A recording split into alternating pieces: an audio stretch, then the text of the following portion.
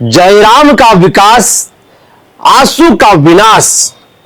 राजनीतिक गलियारों से लेकर के मीडिया घरानों तक बड़े बड़े जो राजनीतिक विशेषज्ञ हैं वो भी इस बात को लेकर के बड़े जोर शोर से चर्चा कर रहे हैं।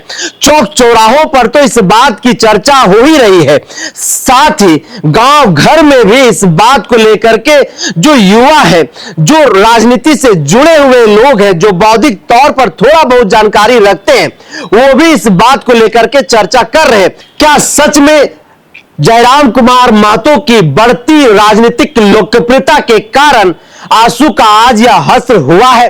क्या आंसू की इतनी बड़ी हार के पीछे का कारण सच में जयराम कुमार महतो की बढ़ती लोकप्रियता है? जिस तरह से जयराम कुमार महतो झारखंड की राजनीति में मात्र 3 वर्ष में जो लोकप्रियता हासिल किया है, क्या उसका परिणाम जो है वह आंसू पार्टी को भुगतना पड़ रहा है? आज इसी बात पर हम चर्चा करेंगे और समझने की कोशिश करेंगे कि झारखंड की राजनीतिक गलियारों में जिन बातों को लेकर के चर्चा की जा रही है, आखिर उसके पीछे का कारण क्या है और क्यों इस बात को लेकर के राजनीतिक विशेषज्ञ चर्चा करते हुए थक नहीं रहे। झारखंड अलग राज्य की आंदोलन की कोख से उपजी हुई आंसू पार्टी, जो हमेशा से झारखंड की राजनीति में सरकार बनाने में किंग मेकर की भूमिका में रही है, आज उस पार्टी की हश्र झारखंड प्रदेश में जो देखा जा रहा है वो किसी से छुपा हुआ नहीं है। हर कोई जानते हैं कि यह वही आंसू पार्टी है जिसे झारखंड की राजनीति में किंग मेकर के साथ साथ मौसम वैज्ञानिक के तौर पर भी लोग जानते हैं। लेकिन 2021 का वह समय था जब झारखंड प्रदेश में अपने हक अधिकार की मांगों को लेकर के पूरे झारखंड प्रदेश से युवा सड़क पर उतर आए थे और उस वक्त के तत्कालीन सरकार के विरोध में ये युवा जो है वो विरोध प्रदर्शन कर रहे थे। उस वक्त के जो तत्कालीन सरकार थी, तत्कालीन सरकार के मुखिया हेमंत सोरेन थे, उस सरकार ने इस राज्य में अंगिका भोजपुरी जैसे कई एक भाषा को जो है वो क्षेत्रीय भाषा के तौर पर घोषणा करने का काम किया था। उसके विरोध में कोयलांचल के क्षेत्र में खास करके जो नौजवान है वो सड़क पर उतर आए थे और सीधे तौर पर सरकार के खिलाफ में आंदोलन शुरू कर दिया था। और उसके बाद उस आंदोलन को जयराम कुमार महतो पूरे राज्य में लेकर के गए और 5 प्रमंडल के 263 प्रखंडों में जाकर के युवाओं के बीच में झारखंड की जो पहचान की बात है, विस्थापन की जो बात है, रोजगार की जो बात है, उन तमाम मुद्दों को लेकर के वो पूरे राज्य में जाकर के बड़ा आंदोलन को खड़ा करने का काम किया। और उसी आंदोलन की गर्व से पैदा हुआ या टाइगर जयराम कुमार महतो। जयराम कुमार महतो मात्र अपने 3 वर्ष के क्रांतिकारी आंदोलन के कारण इस झारखंड की राजनीति में एक अलग पहचान बनाने में सफलता हासिल किया। उसके साथ ही पूरे देश में जो है चर्चा का विषय भी बना हुआ। आप जयराम कुमार महतो की जिस भी सभा को उठा करके देख लीजिए, उन सभाओं में राज्य के युवाओं की जो भीड़ उमड़ करके आती थी, उनको सुनने के लिए जिस तरह से जयराम कुमार महतो बात करते हैं, जिस तरह से वो भाषण देते हैं, उनकी बातों को सुनने के लिए, उनकी भाषण को सुनने के लिए राज्य के नौजवानों की भीड़ उमड़ करके जो है वो कार्यक्रम स्थल तक पहुंचती थी। कई एक बार तो प्रशासन को भी उस भीड़ को संभालने में जो है वो कहीं ना कहीं कठिनाइयों का सामना करना पड़ता था। जयराम कुमार महतो को कई एक बार पुलिस का सामना करना पड़ा, लाठियां खानी पड़ी, कई एक बार जो है उन्हें आंदोलन को खत्म करने जैसी बातों को भी कहा गया। लेकिन जयराम कुमार महतो को छात्रों का साथ मिल रहा था, छात्रों का सहयोग मिल रहा था, विद्यार्थी उनके साथ में थे।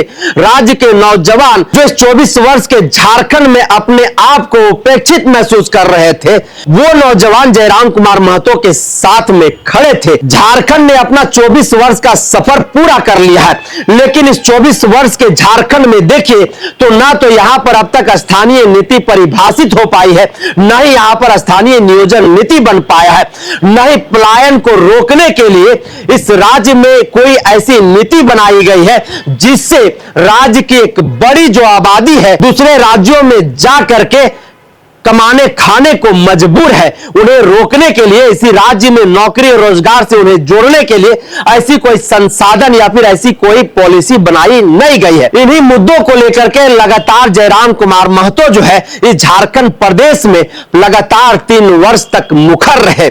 और इस 3 वर्ष के कार्यकाल में आप देखिए कि जयराम कुमार महतो एक लोकप्रिय युवा नेता के तौर पर इस झारखंड राज्य में अपने आप को स्थापित कर लिए।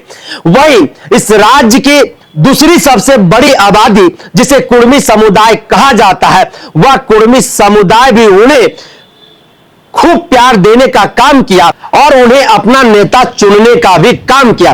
वैसे इतिहास की पन्नों को हम पलट करके देखें तो यह कुर्मी समुदाय समय समय पर अपना नेता का चयन करते रहते हैं। वैसे में सुदेश कुमार महतो, जिन्हें एक समय में झारखंड अलग राज्य की आंदोलन की कोख से निकला हुआ एक युवा नेता के तौर पर लोग जानते थे, मात्र 25 वर्ष के उम्र में सुदेश कुमार महतो विधायक बनकर के सदन के अंदर गए थे।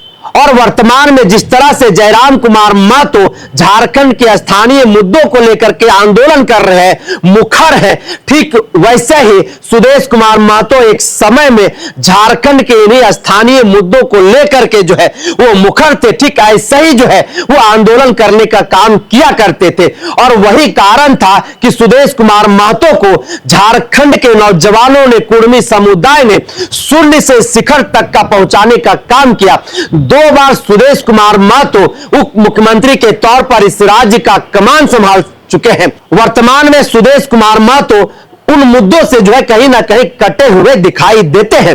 वैसे में जयराम कुमार महतो जिन मुद्दों को लेकर के आंदोलन कर रहे हैं, जिसका फायदा जयराम कुमार महतो को हुआ है और कुर्मी समुदाय ने उन्हें अपना नेता भी जो है वो मान लिया है, जैसा कि राजनीतिक विशेषज्ञ पंडित कह रहे हैं।